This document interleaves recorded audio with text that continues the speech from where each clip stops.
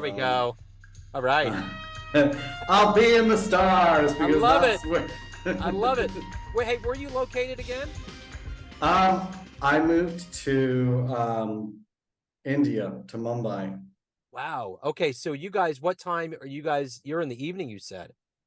Yeah, it's like 10:30 my time right now. Okay, cool. Yeah, we're just getting going here. We're at noon. So, man, hey, it's great to hook up with you. Thank you for taking a minute out today. I love your story.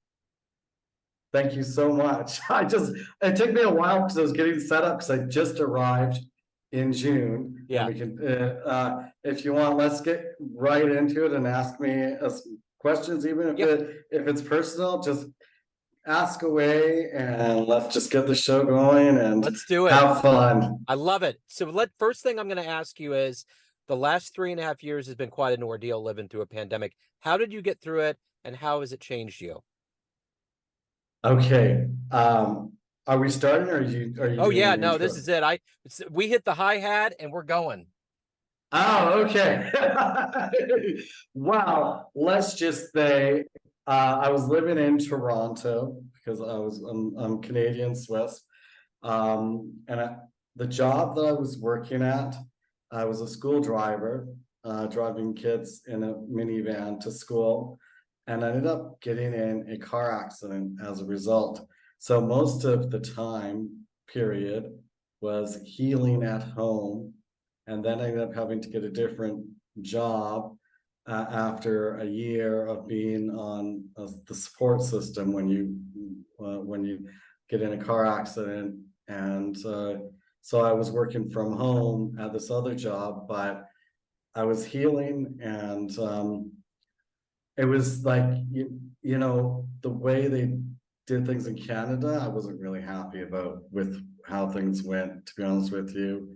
Yeah. I'm not a fan of uh, governments forcing people to take something that it's not, that I just don't agree with being forced to take something, to be honest with you. Yeah, It's I just get you.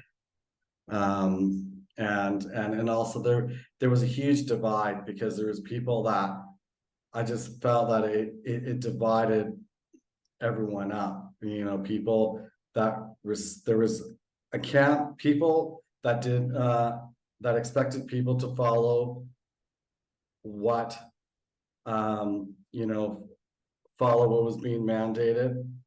People that respected those that, what, it's my body, my choice, and those that were in the other camp, if you want to know. Because, at the end of the day, I just feel that we all need to respect each other's opinions and Yep. what we decide. Because and if we can't really respect other people's opinions, I mean, we could say, okay, I don't agree with your opinion, uh, and that's fair enough, but don't force people to take something that they don't want to take. Otherwise, you got to get an uprising and whatnot. So, Yeah. Yeah. Absolutely. and I mean, I was lucky that because of my car accident, I had most of the time I couldn't really do much because it was it was it was a blessing, but also a curse because I've been dealing with the healing from a brain injury, and I still have the symptoms of the brain injury, um, like the post-concussion headaches. But I'm able to move forward. This year has been like the first year that I've actually been able to move forward. I went on my first trip on the plane, and went over to Switzerland to visit my mom and relatives who I hadn't seen for a long time, and got to see this great aunt who passed away last July. Um, but it was just, it was amazing. And then my car accident settled, and I decided to move to India, which, like, I just moved over here without knowing what to expect. I've never been to India, and it's been really interesting journey so far. Absolutely. It sounds like it. So my next question to you is to get to what you do on a daily basis for a living. I'm going to put you in front of a bunch of third graders at career day. And one of the kids asks, what do you do for a living? How do you answer them? Well, I like to make people laugh. And I do that on stage or in film and TV. I sometimes can dress up like Mr. Dress Up, if you say. I mean, I've dressed up in as mascots, various different mascots. But I like to, it brings joy to my heart when people laugh. And so So, what did you want to be in the third grade? What was your dream? in the third grade, I didn't actually know what I wanted to be honest with you, because I was living in British Columbia near Victoria, close to Victoria, BC, Yeah. on Vancouver Island, in a place called Sydney.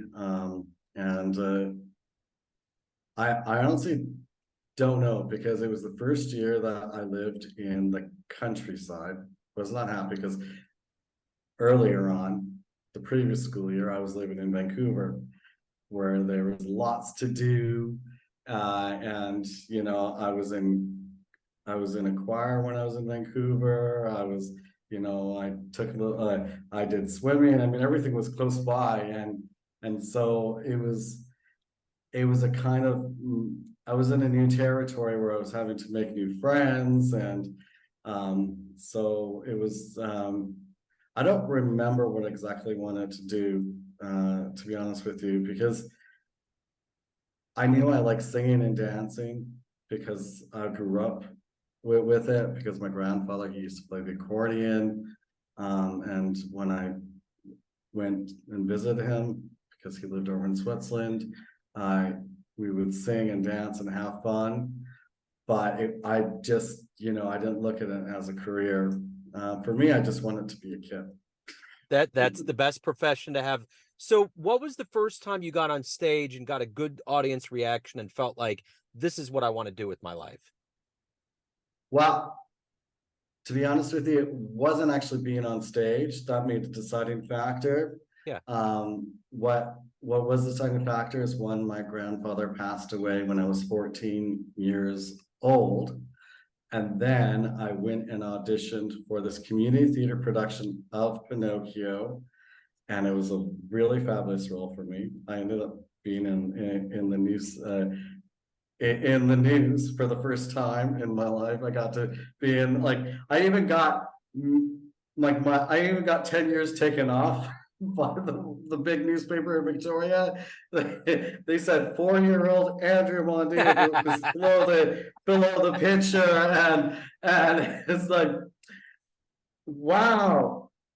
The Times columnist, a fountain of youth, give fountain of youth. Oh my God! It was just, Wow. it was.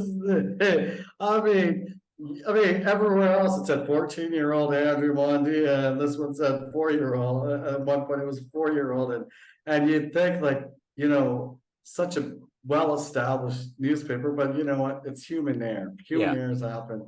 But that it was, I started to do acting on stage when I was in grade 5. I started in another production of the same company called The Snow Queen, and I was one of the children. And that's when I sort of started to fall in love with being on stage, and I really uh, started to develop my calling, so to speak. And the only challenge is, where I lived, it was what I call boony town, because I wasn't in the city. I was like out in the country, and like a lot of the stuff happened in the city of Victoria.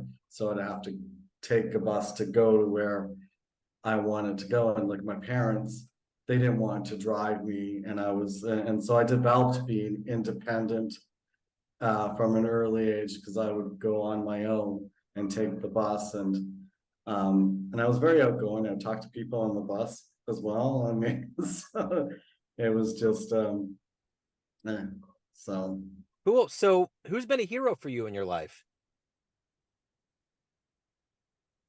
even though I didn't actually see him a lot, I guess it would be my grandfather. Okay. Um, because I we had this bond, and and then I didn't realize till later, until recently, uh, and part of the reason is when I was young, uh, I'm the only one, because I have an older sister and a younger brother, and I was the only one that was baptized in Switzerland. And my paternal grandparents, they actually took care of me when I was young. So yeah, it must have been during my earlier years when the bond happened. Yeah. And so, it's like, for me, it was kind of strange because it's like the only time I remember seeing my grandfather was when I was 7 years old. And the first time I don't even remember because I was just a toddler without glasses, because I didn't get glasses till I was 3 years old. Um, and but there's that bond that you have that you just, Yeah, can't break. I get it. So if you can meet anybody alive on the planet right now and spend some time with them, who would it be? I've always been a big fan of Julie Andrews. Yeah. And because Mary Poppins is my one of my most favorite movies, but I also like The Sound of Music. So like, and she, for me, I think it would be Julie Andrews. I almost had a chance to cross paths with her, but because I was such a goody two shoes at the time, but this was like 20 years ago. Uh, I just let her walk right past me because she didn't have time. And instead of quickly stopping and saying a quick something, and I was the only one there. And this guy asked me, no, she's very busy. And so I was being very respectful. And if I had done it, I'm sure she would have stopped and said a quick something. But um, yeah, I admire her because she was willing to take risks and trying different roles. She wanted to branch out outside of doing the nanny type roles, and even if it didn't work, at least she tried. Yeah. It's like, mind you, Candice Bergen, she was known for being a dramatic actress. And someone took a chance on her when she went to do Murphy Brown, and they didn't think that she could handle it. And she did really well when she did Murphy Brown, the TV series. Yeah. Yeah. That's the thing. It's all about just taking that chance and getting out there and believing in it. So what is the motivation for you? What is the motivation every day for you to get up, to be who you are, to entertain people and make them feel good? Well, it's to be of service to people because, if I can bring, as I said, in my conversation with the lovely kids when I talked about what I did, is to be of service. Really, it's like, I like to make people laugh. I like to brighten their lives. I've done that in whatever job I do. So even if I'm not acting, in the other jobs that I've done, like, because I my secondary career was customer service, doing a lot of customer service work. So working in grocery stores, I've worked in restaurants, I've worked in libraries, worked on the telephones, answering customers and queries. And there were times when I'd come across people you know, that were down, and I managed to make them happy and give them advice. And it's just something natural I like to do. And it's just, it just brings you joy when someone else gets lifted. Yeah. Yeah. So let me ask you this. What's been one of your best success stories? One of your best shows, best response, best fan letter that always puts a smile on your face? Well, I've not yet gotten a fan letter. But I have to say, when I did Pinocchio, that was a really good show. I really, um, I really enjoyed that.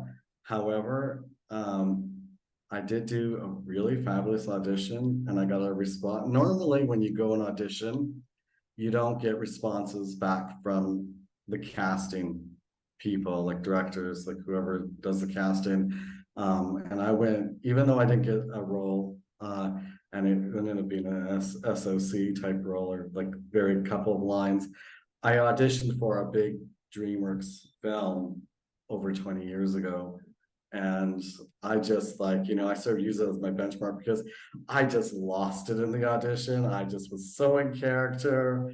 And it was just like, I don't even remember like the lines. I thought I had the lines down, and I was like, I didn't even like, because I was so in my head over 20 years ago that I wanted everything perfect, and I just let it flow, whatever came out, and it was really funny at the end, apparently. And at the end of the day, someone that was in the office came up to me and said, "Oh, it was really funny. We were watching your audition and we really liked it." And so I was like, "Oh, that's really cool."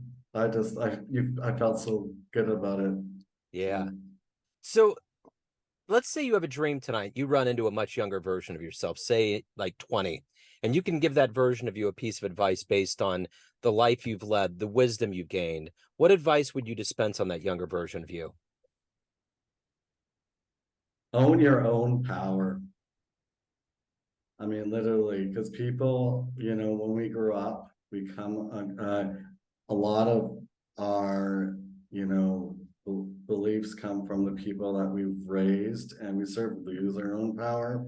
And so if we own our own power, listen to our heart. I mean, I've always known that I wanted to be an actor, but getting there and owning my own power, I didn't feel worthy. So I think if someone said, own your own power. Yeah. Yeah. So what are you the most proud of everything you've done and overcome and been through in your life? What are you the proudest of? Trusting in the unknown. Holy crap, it's very scary. It's like I've, you know, it's one of those things that you you just like, you don't know where tomorrow's gonna be. I did not expect that I would come to India, and I don't even know how long I'm gonna be here for. I mean, right now my visa's good till May, but like whether I'm staying that long, we'll see, or if I go beyond it. But um, I think if a lot of life is unknown. We can't really plan things. We could have an idea, this is the direction I want to go, but living in the moment, I think is just really what's important. What do you like the best about living in India? I think the food, the people here, it's like, my landlord the other day, he came by and he says, I'm sure if it works out, God will be there and he'll make it happen. It's like they're so trusting in in trusting God. It's like the American dollar bill, trust in God or something. I don't know the exact phrasing, but Yeah. it's just but it's so true. If you, it's just they're so nice, and it's so very colorful, and although, yeah, so I just, it's the culture. I Yeah. mean, it's just, I mean, next month is Diwali, so it's gonna be my first time actually experiencing Diwali in India. I Yeah. mean, I've already celebrated two different festivals. One is Ganesh, where they had a week where there's lots of drumming, even outside where I live. Thank God we're not doing it during that week. And then the other one recently is, I don't know. I like, for me, like, it's just a different way of living Yeah. and understanding it, really. I get it. I totally get it. So, Andrew, everyone out there has a perception of you, your family, friends, your fans, all these people that know you, but ultimately you live your life. What's your perception of you? Who do you think you are? Well, I'm definitely unique. I mean, honestly, like I have my family in Switzerland who run it totally. Most of my family actually, they are so like they plan things. This is like they do, like they have their 9 to 5 job, their family. I mean, their way of life. I mean, especially in Switzerland, it's like, you know, this is how things are. And for me, I just go in the moment. I like my perception now is a lot better than it was 20 years ago. I just it's actually a good question to ask. I I'm I'm I'm owning my own power really. I'm like I've been really starting to embrace my own power and embrace who I am really. And because it was really hard for me to embrace myself. Um, and when I was in high school, I didn't know who I was really. Yeah. I was confused and now I have a better understanding of myself really. And you know, because after all, each person is their own captain of their life. And Yeah, for so sure. I'm embracing being the captain of my life. I love it. So let me ask you this. What's the best advice you've ever gotten in your life? Well, there's been so much. Um, being the god of yourself, like being the god of me, like because we're all God beings at the end Yeah. of the day. We all have the power to create. Um, and so I think if we embrace our godliness, it's that's probably the best advice. Yeah. So if you could witness one event in human history with your own eyes, where would you go? What would you love to have seen happen? Wow, I love these questions. Good. I um